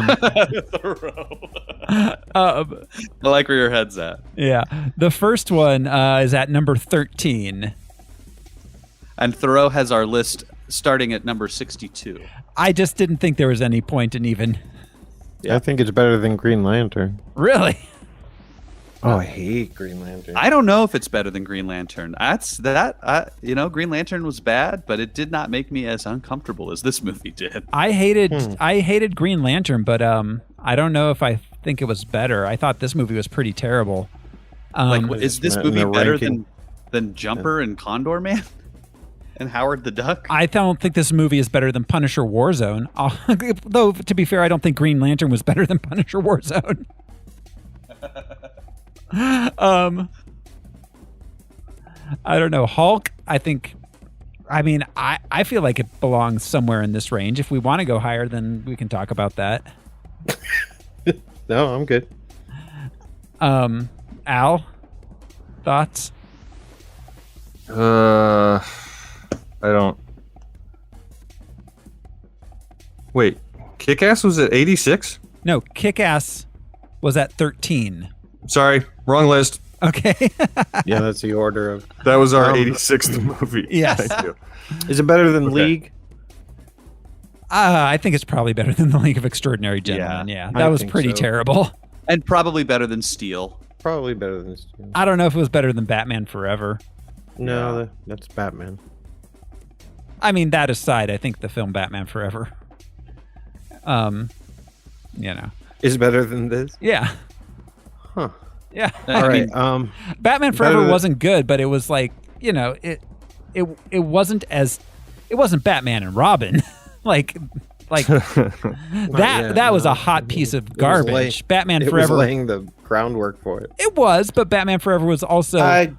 I don't want to, I don't want to argue the merits of Batman Forever.